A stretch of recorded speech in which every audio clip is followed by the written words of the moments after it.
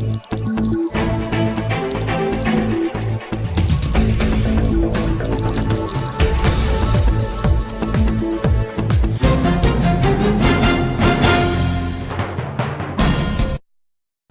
मैं हूं वीरेंद्र गहवई। हमारी खास पेशकश एक मुलाकात में आज हम रेलवे पर बात करेंगे। रेलवे के CPRO हमारे साथ हैं राजेंद्र अग्रवाल जी। सबसे पहले देखते हैं रेलवे पर एक खास रिपोर्ट। रेलवे का सबसे कमाऊ पूत दक्षिण पूर्व मध्य रेलवे जोन बिलासपुर। इस जोन में बिलासपुर, रायपुर, नागपुर मंडल शामिल है, जिसके बिलासपुर रेल मंडल में 88, रायपुर में 46 और नागपुर रेल मंडल में 181 स्टेशन है। बिलासपुर रेलवे जोन से 70 मेल एक्सप्रेस और 161 लोकल एक्सप्रेस ट्रेन समेत 231 यात्री ट्रेनें चलती हैं। साथ ही तकरीबन इतनी ही संख्या में मालगाड़ियां भी, जिसके चलते कंजंक्शन बहुत ज्यादा है। ऐसे में नई ट्रेनों के लिए रैक उपलब्ध नहीं। दक्षिण पूर्व मध्य रेलवे माल ढुलाई में देश में सबसे आगे तो है ही, यात्रियों के मामले में भी किसी से पीछे नहीं। बावजूद इसके जोनल मुख्यालय समेत मुख्य स्टेशनों में कई खामियां हैं। स्टेशनों में सिक्योरिटी सिस्टम ठीक नहीं, ट्रेनों में सुरक्षा के लिहाज से पुलिसकर्मियों की पेट्रोलिंग नहीं होती। यही वजह है कि स्टेशन और ट्रेनों में आपराधिक घटनाएं होती हैं। प्रदेश को देश के प्रमुख शहरों से जोड़ने के लिए ट्रेनें तो कम है ही, इसलिए हर रेल बजट से क्षेत्र के लोगों को काफी उम्मीदें होती हैं।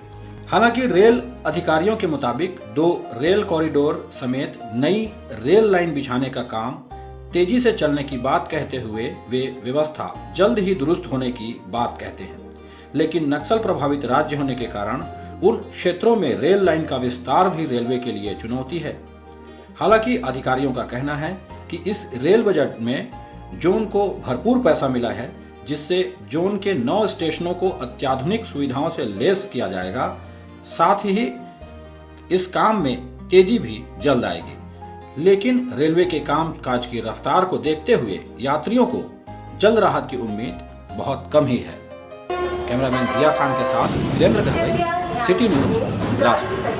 और इस रिपोर्ट के बाद अब बात करते हैं रेलवे के CPRO राजेंद्र अग्रवाल जी से। अग्रवाल जी, ये बताइए कि जब जोन बना, सबसे कमाऊ पूत हमारा जोन है, किस तरह की सुविधाएं यहाँ होनी थी और क्या इस तरह की सुविधाएं यात्रियों को मिली?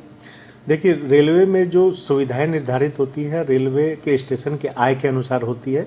उसके अनुसार हम वर्गीकरण करते हैं। 8 से 60 करोड़ रुपया वाला A है, 60 करोड़ से ज़्यादा वाले A1 स्टेशन है। सिमिलरली 4 से 8 करोड़ रुपए वाले को हम B मानते हैं। इसी तरह क्लासिफिकेशन होता है और हमारे पूरे भारतीय रेलवे के अनुसार जो भी मानक निर्धारित किए गए हैं, जिसे मिनिमम एसेंशियल एमिनिटी बोलते हैं यात्रियों के लिए, वो सभी सुविधाएं हमने अपने सभी 315 स्टेशन में प्रदान कर दी। कुछ जो बड़े स्टेशन हैं, खास करके बिलासपुर, रायपुर, इनमें क्या आधुनिक सुविधाएं होंगी और जिस तरह से जो सिक्योरिटी सिस्टम बताया जाता है वो कब तक डेवलप होगा? देखिए, अब 2 पार्ट, एक मिनिमम एसेंशियल एमिनिटी जो कहा हमने प्रोवाइड कर दिया। अब जो एक नया कंसेप्ट आ रहा है स्टेशन रीडेवलपमेंट का, और आप जो बता रहे हैं इंटीग्रेटेड सिक्योरिटी सिस्टम का। इंटीग्रेटेड सिक्योरिटी सिस्टम हम फिलहाल एक छोटे स्तर पर भी लगा रहे हैं, जिसमें कि कुछ काम हो चुका है। कैमरा लगाने का CCTV या मेटल डिटेक्टर है या लगेज स्कैनर है, प्लस गाड़ी के आने जाने के लिए भी जो व्हीकल पार्किंग वगैरह की सुविधा रहेगी उसको भी कैसे डिटेक्ट किया जाए वो हम लगा रहे हैं। लेकिन लॉन्ग टर्म पे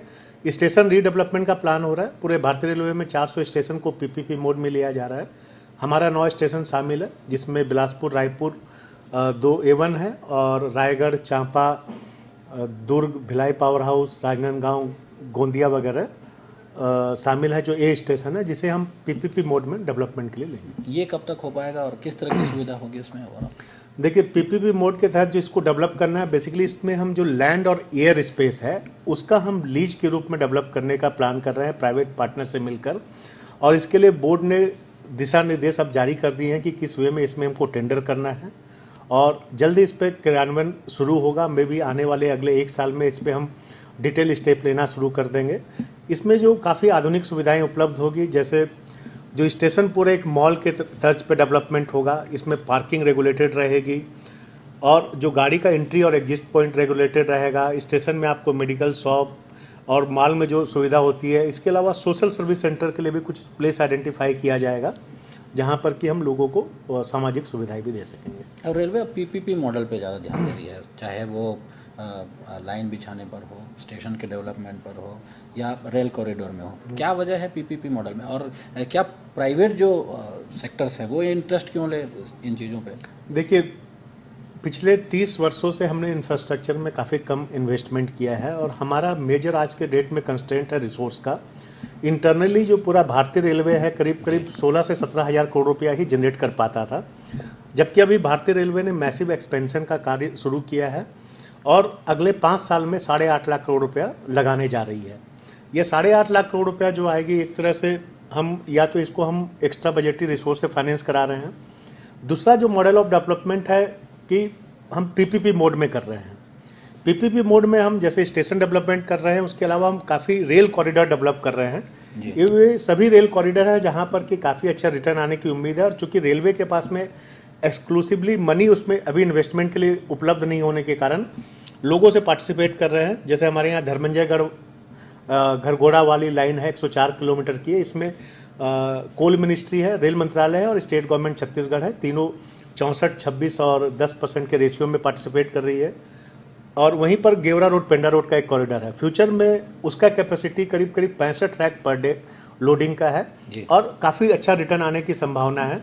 स्टेट गवर्नमेंट इसमें पार्टिसिपेट करती है क्योंकि वहाँ पर उनको पैसेंजर मूवमेंट और वहाँ उस एरिया के डेवलपमेंट के लिए उनको लाइन चाहिए होती है, इसलिए स्टेट गवर्नमेंट आगे बढ़कर इसमें पार्टिसिपेट करती है। ये जो 2 कॉरिडोर अपने बनने हैं जोन में, काफ़ी दिनों से इसमें चर्चा चल रही है, कई आंदोलन भी हो रहे हैं ज़मीन अधिग्रहण को लेकर के।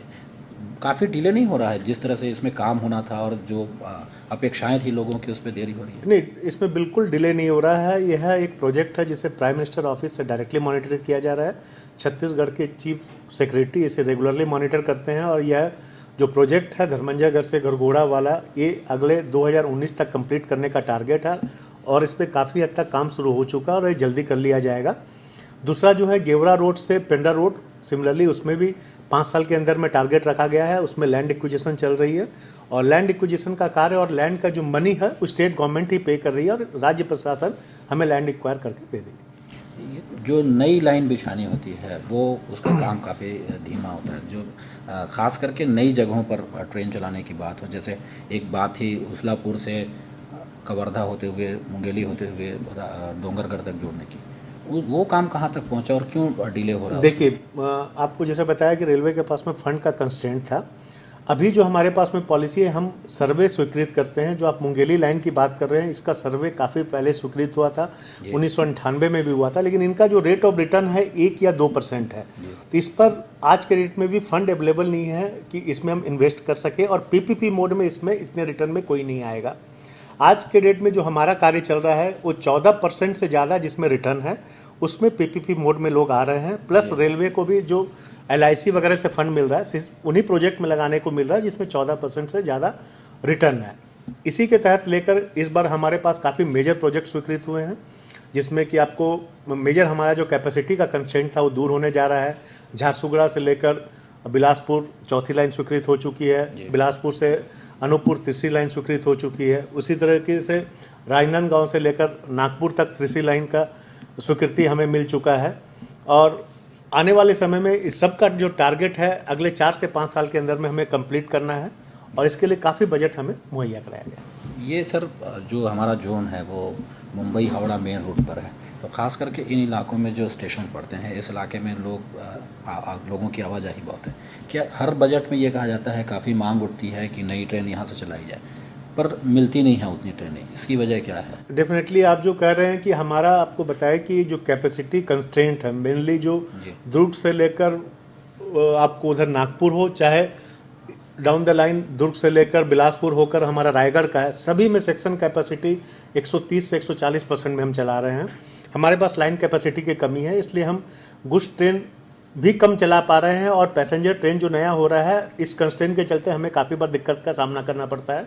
डिमांड है, और डेफिनेटली आने वाले समय में जो नए लाइन, 3rd लाइन और 4th लाइन बन रहे हैं, इससे हमारा कैपेसिटी का विस्तार होगा और हम नई ट्रेन चलाने के स्थिति में रहेंगे।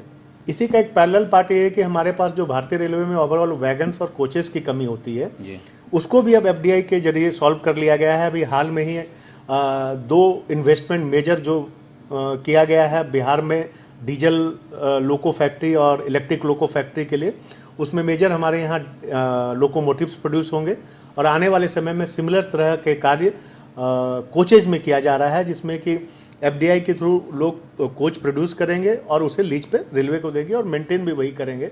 इस तरह हमारे पास लाइन कैपेसिटी आएगी, कोच आएगी और लोको आएंगे, तो फ्यूचर में जो हमारे पास शॉर्टेज की स्थिति रहती थी वो अगले 4 से 5 साल में नहीं लगता कि जो प्राइवेट पार्टीज़ हैं वो इन्वॉल्व होंगी रेलवे में, तो जो रेल का किराया है वो बढ़ेगा और लोगों पे भार पड़ेगा? देखिए 2 मॉडल है इसमें। एक तो जो भारतीय रेलवे का इंफ्रास्ट्रक्चर अभी लिमिटेड है हमारे पास, इसमें रेलवे ही चलाने जा रही है और जहाँ तक का ये प्रूवन फैक्ट है कि जो 2 लोकोमोटिव भी प्रोड्यूस करने जा रही है वो आज जो हमारा प्रोडक्शन कॉस्ट है उससे कम में प्रोड्यूस करके हमें देने जा रही है, इसलिए कॉस्ट बढ़ने का सवाल नहीं होता है। हाँ, लेकिन डेफिनेटली कुछ आने वाले समय में जो मंत्रालय की थिंकिंग चल रही है कि इसमें बहुत सा इलाका जैसे हाई स्पीड ट्रेन की हम बात कर रहे हैं, हो सकता है वो आने वाले समय में वो टोटल प्राइवेट सेक्टर के अंदर में जाए, तो एक इंडिपेंडेंट अथॉरिटी जो टैरिफ फिक्सिंग अथॉरिटी जैसे इंश्योरेंस रेगुलेटरी डेवलपमेंट अथॉरिटी है वगैरह है, उस तर्ज पे एक रेगुलेटरी अथॉरिटी की बात हो रही है जो आने वाले समय में दोनों पैसेंजर किराया और फ्रेट किराया तय करेगी, ताकि जो हमारे पास में कभी कभी क्रॉस सब्सिडी या डिस्क्रिप्शन की समस्या रहती थी वो दूर हो सके और प्राइवेट प्लेयर को भी इक्वल मौका मिल सके। ये ट्रेनों की स्पीड की बात करें, खास करके स्पीड ट्रेन जो चलाने की बात हो रही थी, काफ़ी समय लगता है, काफ़ी टाइम लगता है पैसेंजर्स को एक जगह से दूसरी जगह जाने में, इसको लेकर के कोई वर्क हो रहा है? डेफिनेटली इसमें 2 हमारा मेजर वर्क हो रहा है। एक तो हम डेडिकेटेड फ्रेट कॉरिडोर बना रहे हैं पूरे भारतीय रेलवे में, जिसमें सिर्फ फ्रेट ट्रेन दौड़ेगी। इससे हमारा जो एग्जिस्टिंग जो सिस्टम है उसका कंस्ट्रेंट रिलीज होगा और हम आज भी इस कैपेसिटी में है कि इस ट्रेन को हम 110 किलोमीटर की स्पीड में चला सके और फ्यूचर में हमारे पास जैसे डिक्लेयर हुआ है आपको बिलासपुर से नागपुर हाई स्पीड कॉरिडोर, इसमें हम 160 किलोमीटर तक ले जा सकते हैं। जैसे ही हमारे पास में कैपेसिटी कंस्ट्रेंट को दूर किया जाएगा, हम इसमें 160 किलोमीटर तक जाने की स्थिति में रहेंगे। इसको हमने अगले 5 वर्षों में ही प्लान किया है, जिसमें साइड में आपको बैरिकेटिंग की ज़रूरत होती है ताकि जानवर वगैरह नहीं आ पाए और एक्सीडेंट होने की संभावना नहीं रहे। कुछ सिग्नलिंग का वर्क है और कुछ ट्रैक का वर्क है।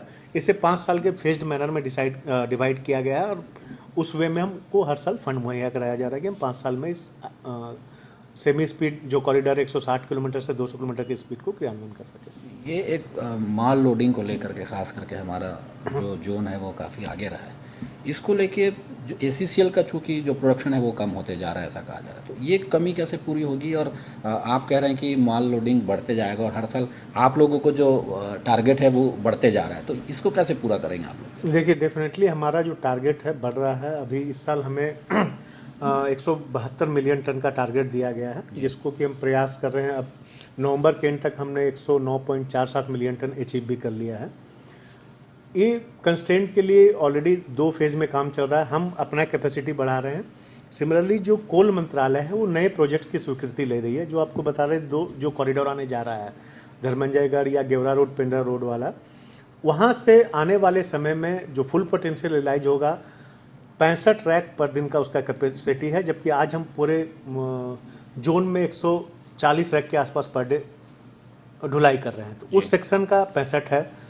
इसके अलावा जो कुसमुंडा वगैरह में है वो नए माइंस की उनको स्वीकृति मिल रही है, तो एक साथ ही महानदी कोलफील्ड लिमिटेड SCCL दोनों एक्सपेंड करने के भी प्रक्रिया में है। तो ये थे रेलवे के अधिकारी CPRO राजेंद्र अग्रवाल जी, जो ये बता रहे थे कि रेलवे अब बेहतर सुविधाओं की ओर है और जो कहा जाता था कि रेलवे में सिक्योरिटी सिस्टम नहीं है और यात्रियों को बेहतर सुविधाएं नहीं मिलती हैं, वो जल्दी ही मिलने वाली है। खास करके जो कुछ स्टेशन है हमारे जोन के वो PPP मॉडल से मॉल की तरह डेवलप होंगे, तो ये डेवलपमेंट जल्दी होने वाले हैं और प्रयास में लगी हुई है रेल।